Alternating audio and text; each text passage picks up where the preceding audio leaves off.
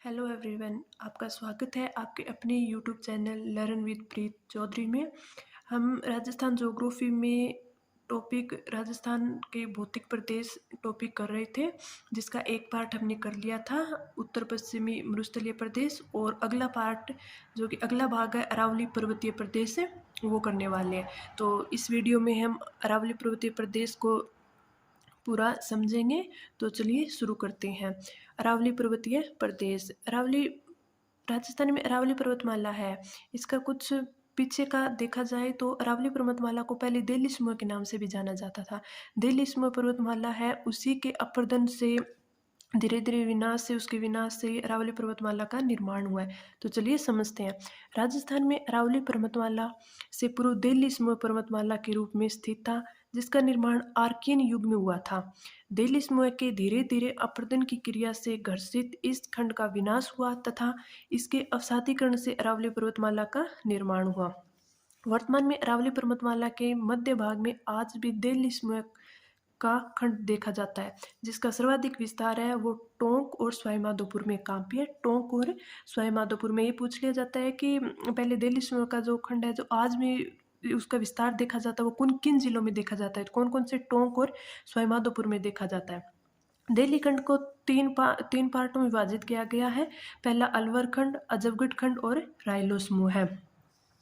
फिर अरावली पर्वतमाला का निर्माण है वो भूगर्भिक समय सारणी के प्री कैम्ब्रियन काल में आज से 40 करोड़ वर्ष पूर्व हुआ था। कई बार ये पूछ लेते हैं कि अरावली पर्वतमाला का निर्माण काल कौन सा है, तो वो ऑप्शन में दे देते हैं आर्कियन युग, प्री कैम्ब्रियन काल। तो हमें याद रखना है कि अरावली पर्वतमाला का निर्माण है वो प्री कैम्ब्रियन काल में हुआ था, आज से 40 करोड़ वर्ष पूर्व हुआ था।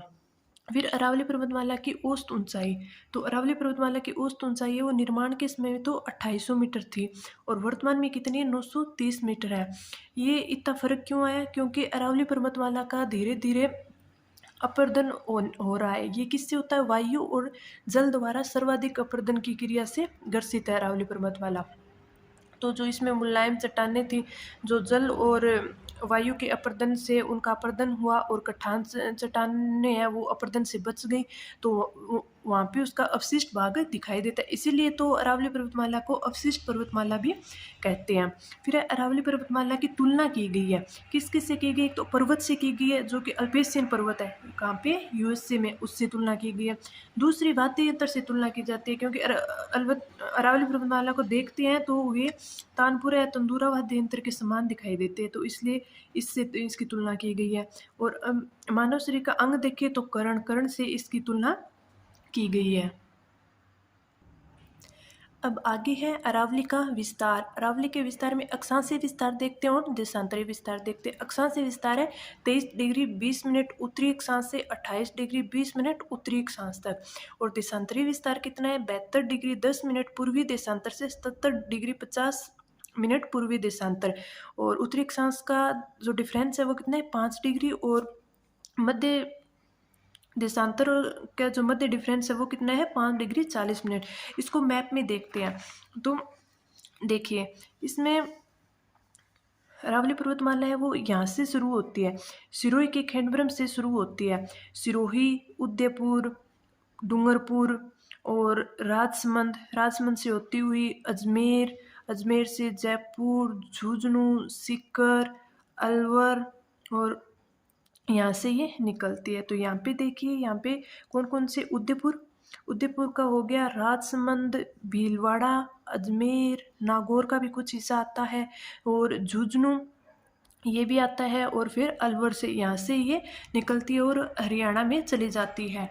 तो अरावली का विस्तार है वो कितना है? ये पालमपुर गुजरात से इसका विस्तार माना जाता है। शुरू यहाँ से होती है पालनपुर गुजरात से, फिर राजस्थान से फिर हरियाणा, हरियाणा से फिर ये दिल्ली के जेएनयू कैंपस तक जाती है और वहाँ पे इसका एंडिंग पॉइंट माना जाता है। तो नोट्स में देखते हैं। अरावली की कुल लंबाई कितनी है? 692 किलोमीटर है, जो कि राजस्थान में लंबाई कितनी है? 550 किलोमीटर। और राजस्थान में कुल अरावली की जो लंबाई है वो कितनी है? 80% है। कितनी है? 80% है। फिर है अरावली की शुरुआत पालमपुर गुजरात से मानी जाती है। और राजस्थान में प्रवेश कहाँ होता है? खेंडवरम सिरोही से होता है। खेंडवरम सिरोही से होता है। फिर राजस्थान के 10 जिलों से अरावली पर्वतमाला गुजरती है। ये ओनली 10 जिलों से नहीं गुजरती, 10 जिलों की तो ये बीचों बीच से निकलती है, ऐसे पूरे बीचों बीच से निकलते हैं। इनको 2 पार्ट में बांटा गया। एक तो अरावली को वैसे भी 3 भाग में बांटा जाता है। एक तो उत्तरी अरावली, मध्य अरावली और दक्षिणी अरावली। तो दक्षिणी अरावली में 4 जिले जिनके बीचों बीच से निकलती है: सिरोही, डूंगरपुर, उदयपुर और राजसमंद। मध्य भाग में कौन सी है? अजमेर जिले से निकलती है। और उत्तरी भाग में किससे निकलती है? जयपुर, दौसा, सीकर, झुंझुनू और अलवर। यहाँ से आगे राजस्थान में अरावली का निकास द्वार, यानी राजस्थान से निकलती है तो कहाँ से निकलती है? बाहर जाती है तो खेतड़ी, सिंगाना, झुंझुनू से निकलती है। और इसके बाद फिर ये कहाँ प्रवेश करती है? हरियाणा में प्रवेश कर जाती है। और अरावली पर्वतमाला हरियाणा में अरावली पर्वतमाला को क्या बोलते हैं? डोसी पर्वतमाला बोलते हैं। क्या बोलते हैं? डोसी पर्वतमाला से गुजरती हुई दिल्ली के जेएनयू कैंपस तक जाती है। कहाँ तक जाती है? जेएनयू कैंपस तक जाती है। और अरावली की दिशा है वो दक्षिण पश्चिम से उत्तर पूर्व की ओर है, क्योंकि यहाँ सिरोही से लेकर ये खेतड़ी तक जाती है, खेतड़ी झुंझुनू तक जाती है। तो कौन सी दिशा हो गई? दक्षिण पश्चिम से उत्तर पूर्व की ओर इसकी दिशा हो गई। आगे चलती है। आगे भूगर्भिक दृष्टि से अरावली को 3 भागों में बांटा गया है। तो जो मैंने पीछे बताया कि अरावली को एक तो उत्तरी पूर्वी अरावली, एक मध्य अरावली और एक दक्षिणी अरावली, 3 भागों में बांटा गया है। तो पहला क्या है? उत्तर पूर्वी अरावली। तो उत्तर पूर्वी अरावली का विस्तार है वो कहाँ पे है? जयपुर संभाग में है। सर्वाधिक विस्तार कहाँ पे है? जयपुर संभाग में। और सबसे ऊंची चोटियाँ कौन सी चोटियाँ हैं? तो उसमें उत्तरी पूर्वी अरावली प्रदेश में सबसे ऊंची चोटी कौन सी है? रघुनाथगढ़ सीकर, जो कि कहाँ पे है? रघुनाथगढ़ कहाँ पे है? सीकर में है। तो ये सबसे ऊंची चोटी है। फिर खो नागौरियन है, ये जयपुर के अंदर है। बेराज अलवर के अंदर है। बबाई झुंझुनू के अंदर है। और विराट है वो जयपुर के अंदर है। तो इनकी ऊंचाई भी पूछ लेते जो कि हम आगे देखेंगे। और ये तो याद रखना ही रखना है कि कौन कौन सी है, वो कौन से जिले के अंदर आती है। तो रघुनाथगढ़ सीकर में, खो नागौरियन जयपुर में, बेराज अलवर में, बबाई झुंझुनू में और विराट कहाँ पे? जयपुर में। ये वाली तो अपन को याद ही होती है, रघुनाथगढ़ सीकर में ये भी याद ही होती है, तो इनको भी एक बार याद करना है। फिर आगे उत्तरी अरावली की औसत ऊंचाई कितनी है? 450 मीटर है। कितने? 450 मीटर। इसका निर्माण है वो क्वार्टजाइट एवं फाइलाइट सेलों से हुआ है। इसका मतलब हुआ कि उत्तरी पूर्वी अरावली की जो अरावली है उसमें क्वार्टजाइट और फाइलाइट सेलें ज़्यादा मिलती हैं। फिर है इसके केंद्रीय भाग में शेखावटी की पहाड़ियाँ विस्तारित है। जयपुर में प्रमुख पर्वत श्रृंखलाएं। अब देखिए ये पूछ लेती है कि कौन सी पहाड़ी है, वो कौन से जिले में है, उसकी ऊंचाई कितनी है, तो ये देखेंगे। तो जयपुर में कौन कौन से? एक तो बरवाड़ा है जिसकी ऊंचाई है 786 metre. Manoharpura 747 metre. Jaigarh 648 metre. Nahargarh 599 metre. तो ये पूछ लिए जाते, तो ये हमें याद करनी है। Barwara 786 metre, Manoharpura 747 metre, Jaigarh 648 metre, Nahargarh 599 metre. आगे देखते हैं अलवर से विस्तार। अलवर में विस्तार है तो अलवर में कौन कौन सी पहाड़ियाँ हैं? बिलाली पहाड़ी जिसकी ऊंचाई है 775 मीटर, सिरावास जिसकी ऊंचाई है 651 मीटर, भानगढ़ जिसकी ऊंचाई है 649 मीटर और अलवर किला जिसकी ऊंचाई है 597 मीटर।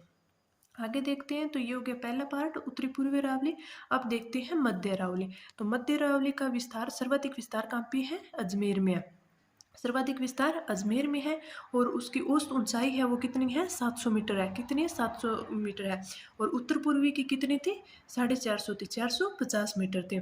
और इसके अंदर निर्माण मान ले या ये मान ले कि मध्य अरावली में ज़्यादातर कौन सी शैलें पाई जाती है? तो ग्रेनाइट, संगमरमर और क्वार्टजाइट पाई जाती है। कौन कौन सी पाई जाती है? ग्रेनाइट, संगमरमर और क्वार्टजाइट पाई जाती हैं।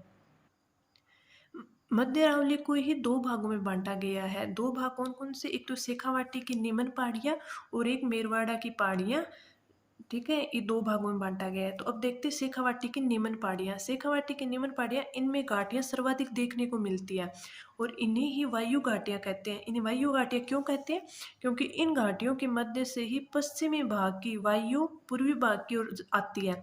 जो साथ में पश्चिमी भाग की मरुस्थलीय रेत है, जो कि 0.05 किलोमीटर पर वर्ष की रफ्तार से पूर्वी भाग की ओर ला रही हैं, जिसे रेगिस्तान मार्च कहते हैं। और पूर्वी भाग में रेगिस्तान के मार्च से मरुस्थलीकरण की समस्या उत्पन्न हो रही है। ये तो अपने पीछे देखा था, पीछे भाग में उत्तर पश्चिमी मरुस्थलीय भाग में कि मरुस्थलीकरण की समस्या है वो बढ़ रही है और रेगिस्तान मार्च है वो बढ़ रहा है। तो ये अरावली से पूर्व दिशा में भी आ रहा है। तो ये कहाँ से आता है? शेखावाटी की निम्न पहाड़ियों से आता है, जिसमें वो जिन्हें वायु घाटियाँ कहते हैं। वायु घाटियों का विस्तार है वो अजमेर, ब्यावर, सांबर के आसपास क्षेत्र में ज़्यादा देखा जाता है। फिर दूसरी है मेरवाड़ा की पहाड़ियाँ। कौन सी है? मेरवाड़ा की पहाड़ी। और मेरवाड़ा की पहाड़ियों में सबसे ऊंची ऊंची चोटियाँ कौन कौन सी? तारागढ़, जो कि अजमेर में है। कौन सी? तारागढ़, जो कि अजमेर में है। फिर आगे चलते हैं। आगे है मध्य अरावली की सबसे ऊंची चोटी। इसमें मध्य अरावली में सबसे ऊंची चोटी कौन सी है? महाराज जी टोटगढ़, जो कि कहाँ पे है? अजमेर में। जो कहाँ पे है? अजमेर में। और उसकी ऊंचाई है 933.72 मीटर। 933.72 मीटर। इस भाग का केंद्रीय भाग है वो तारागढ़ अजमेर है। मतलब इसका क्या हुआ कि इसका मिड पॉइंट, मध्य अरावली का मिड पॉइंट कौन सा है? तारागढ़ अजमेर, जिसकी ऊंचाई कितनी है? 870 मीटर। जिसकी ऊंचाई कितनी है? 870 मीटर। अगला पार्ट है दक्षिणी अरावली। अरावली का थर्ड पॉइंट दक्षिणी अरावली। दक्षिणी अरावली का विस्तार 4 जिलों में। कितने जिलों में? 4 जिलों में है। राजसमंद, डूंगरपुर, सिरोही और उदयपुर।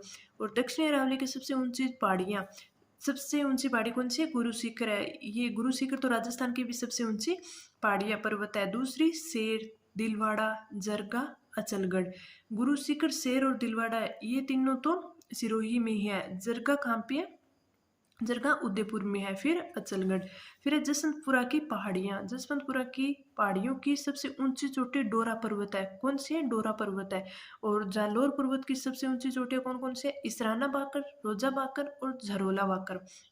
और जालोर पर्वत पर ही हल्देश्वर तीर्थ स्थल भी स्थित है। फिर आगे है अरावली की आकृति। अब अरावली को 3 भागों में बांटा गया है, उत्तरी अरावली, मध्य अरावली और दक्षिणी अरावली। ये हमने तीनों देख लिए। अब देखते हैं अरावली की आकृति। अरावली की आकृति है वो उत्तरी भाग में कैसे भेड़ पीठ नुमा है। कैसे? भेड़ पीठ नुमा है। और दक्षिणी भाग में कैसे है? पंखाकार है। दक्षिणी भाग में कैसी है? पंखाकार है। फिर आती है ग्रेट बाउंड्री फोल्ड रेखा, जिसे जीबीटी गुजरती है। ग्रेट बाउंड्री फोल्ड रेखा ये कहाँ से गुजरती है? जो हिमालय तक जाती है। तो जीबीटी है वो राजस्थान में कोटा, सवाईमाधोपुर, धौलपुर जिलों से होकर गुजरती है। कोटा, सवाईमाधोपुर, धौलपुर जिलों से होकर गुजरती है। अब हम अरावली के लिए कुछ विशेष पॉइंट देखते हैं अरावली के बारे में। तो देखिए, अरावली हिमालय व विंध्याचल पर्वतमाला के मध्य स्थित है। तो अरावली है वो हिमालय व विंध्याचल पर्वतमाला के मध्य में स्थित है। मध्य भारत की सबसे ऊंची चोटी गुरु शिखर है। मध्य भारत की सबसे ऊंची चोटी कौन सी है? गुरु शिखर, जो कि राजस्थान की सबसे भी ऊंची चोटी है, जिसकी ऊंचाई कितनी है? 1722 मीटर। कई बार एग्जाम में पूछ लिया जाता है, फिट में पूछ लिया जाता है। ये 2018 पटवारी में पूछा था। इसकी ऊंचाई ये तो हमें भी याद रहती है कि 1722 मीटर है, पर कई बार ये वाली फिट में याद नहीं रहती, हम ये मीटर में याद कर लेते हैं। तो गुरु शिखर की अगर फिट में ऊंचाई पूछ ले तो कितनी होगी? 5650 फीट। कितनी होगी? 5650 फीट। आगे देखते हैं अरावली को आडावाला पर्वत परिपत्तर, एपिकोपी, मोडीज, डियोरम, पियोमा, एपोलोटी के नाम से भी जाना जाता है। ये इसके अन्य नाम होते हैं। इन नामों से भी इसको जाना जाता है। अरावली सिंधु व गंगा के मध्य जल विभाजन करने वाली श्रेणी है। विष्णु पुराण में इसे मेरु, सुमेरु, परिपत्र पर्वत कहा गया है। अब देखते हैं कि अरावली है वो किस किस जगह पर उसका विस्तार कितना है। तो देखते हैं कि सर्वाधिक विस्तार है वो उदयपुर में। सर्वाधिक विस्तार कहाँ पे है? उदयपुर में। संकीर्ण मतलब बिल्कुल कम या सबसे कम इसका विस्तार है वो कहाँ पे है? अजमेर में। कहाँ पे है? अजमेर में है। सर्वाधिक ऊंचाई पूछे तो सिरोही के अंदर है। सर्वाधिक ऊंचाई वाला शहर पूछ ले वो कौन सा है? माउंट आबू है। सबसे ऊंचाई वाला शहर कौन सा है? माउंट आबू है। और ये पूछ ले कि सबसे नीचे स्थित शहर कौन सा है, तो ये कौन सा है? ये है अजमेर। तो देखा कि अरावली की सर्वाधिक विस्तार कहाँ पे? उदयपुर में है। और सबसे संकीर्ण कहाँ पे? अजमेर में है। सर्वाधिक ऊंचाई सिरोही के अंदर है। सर्वाधिक ऊंचाई वाला शहर माउंट आबू में है। और सबसे नीचे स्थित शहर कौन सा है? अजमेर। अब देखते हैं अरावली का केंद्र बिंदु। अरावली का केंद्र बिंदु है टोंक सवाई माधोपुर जिले में स्थित है। क्यों है? क्योंकि हमने शुरू में ही देखा था कि अरावली है वो दिल्ली समूह का भी आगे का पार्ट है। जो दिल्ली समूह के अवसादीकरण से ही अरावली का निर्माण हुआ है। फिर है अरावली पर्वतमाला का गर्भगृह किसे कहते हैं? अरब सागर में कहते हैं। गर्भगृह क्यों कहते हैं? क्योंकि अरावली पर्वतमाला का निर्माण है वो अरब सागर से ही हुआ है। अभी जो पार्ट है अरावली पर्वतमाला जो अरब सागर में पानी की वजह से डूब गए हैं, तो इसलिए इसे गर्भगृह कहा जाता है। फिर है अरावली में कृषि। अरावली में कृषि है वो स्थानांतरित कृषि या झूमी कृषि की जाती है। अरावली में कौन सी कृषि की जाती है? स्थानांतरित कृषि या झूमिंग कृषि की जाती है। स्थानांतरित कृषि कौन सी होती है? ये 1 से 3 वर्ष तक की जाती है और आदिवासियों द्वारा की जाती है। पेड़ों को काट कर या जलाकर की जाती है और बिना मशीनरी के, बिना यंत्रों के की जाती है। और इसे बरन या बुश फलों की कृषि भी कहते हैं, क्योंकि आदिवासी क्या करते हैं कि जंगलों को काट कर और उनको जलाकर वहाँ पे कृषि करते हैं। 1 से 3 साल तक करते हैं, क्योंकि इसकी पैदावार है वो इतनी होती है। फिर वो आगे चले जाते हैं। फिर वहाँ पे पेड़ों को काटते हैं या जंगल में काटते हैं, वहाँ पे जला के वहाँ पे कृषि करते हैं। तो इसे बरन या बुश फलों की कृषि भी कहते हैं। हाल ही में सरकार ने इस पर रोक भी लगाती है, क्योंकि वैसे भी जंगलों की कमी हो रखी है, तो इसलिए। और आदिवासी इसमें ज़्यादातर कौन सी फसल बोते हैं? मक्का बोते हैं। और आदिवासी मक्का को रतालू भी कहते हैं, तो मक्का या रतालू की फसल बोते हैं। अब देखते हैं कि राजस्थान में स्थानांतरित कृषि के प्रकार देखते हैं को किस क्षेत्र में क्या बोला जाता है इसको। तो ये देखिए अरावली पर्वत के ढालों पर और अरावली के मैदानी भाग में, अरावली के दक्षिणी भाग में, अरावली के दक्षिणी पूर्वी भाग में इसको क्या क्या बोला जाता है। तो अरावली पर्वत के ढालों पर इसको क्या बोला जाता है? वालरा बोला जाता है। क्या बोला जाता है? वालरा बोला जाता है। और वालरा कृषि है वो ज़्यादातर कौन से जनजाति करती है? ग्रासीय जनजाति करती है। और ग्रासीय सर्वाधिक कहाँ होती है? सिरोही में होती है। तो सिरोही में सर्वाधिक कौन सी खेती की जाती है? वालरा स्थानांतरित कृषि की जाती है। अरावली के मैदानी भाग में देखें तो मैदानी भाग में चिमाता प्रकार के स्थानांतरित कृषि की जाती है। और चिमाता सर्वाधिक कौन करते हैं? भील करते हैं, जो कि उदयपुर के क्षेत्र में की जाती है। फिर अरावली के दक्षिणी भाग में दजिया, और ये कौन सी जनजाति करती है? डामोर करती है। और डामोर है वो डूंगरपुर और बांसवाड़ा क्षेत्र में करती है। और फिर अरावली के दक्षिणी पूर्वी भाग में इसे बत्रा कहा जाता है, जो कि सहरिया जनजाति करती है बारा साइड में। तो इसको अलग अलग, ये स्थानांतरित कृषि है वो जनजाति के द्वारा ही की जाती है, आदिवासियों के द्वारा ही की जाती है। तो इनको अलग अलग जनजाति अलग अलग नाम से जानती है। तो अब ये देख लेते हैं कि वालरा है वो ग्रासिया करते हैं, और ग्रासिया का तो वालरा है वो नृत्य भी है। चिमाता भील है, चिमाता बोलते हैं। डामोर दजिया बोलते हैं। और सहरिया बन्ना बोलते हैं। फिर बत्रा बोलते हैं। तो आगे देखते हैं अरावली की जलवायु। अरावली की जलवायु है वो उपाद्र प्रकार की होती है। और अरावली में वर्षा है वो 50 से 60 सेंटीमीटर की होती है। और इसमें वनस्पति फिर कौन सी होगी? पतझड़ प्रकार की होगी, जिसमें ढाक, गुल्लर, आम, जामुन, शीशम, आंवला, नीम, हरड़, ये वनस्पति होती है। तो ये आज हमने पढ़ा राजस्थान में भौतिक प्रदेश में अरावली पर्वतीय प्रदेश है। इसका आगे का पार्ट अगली वीडियो में देखेंगे। इतना ही, आगे का पार्ट अगले वीडियो में करेंगे। आपको वीडियो पसंद आई हो तो लाइक कीजिए, चैनल को सब्सक्राइब कीजिए और कमेंट्स कीजिए। Thank you.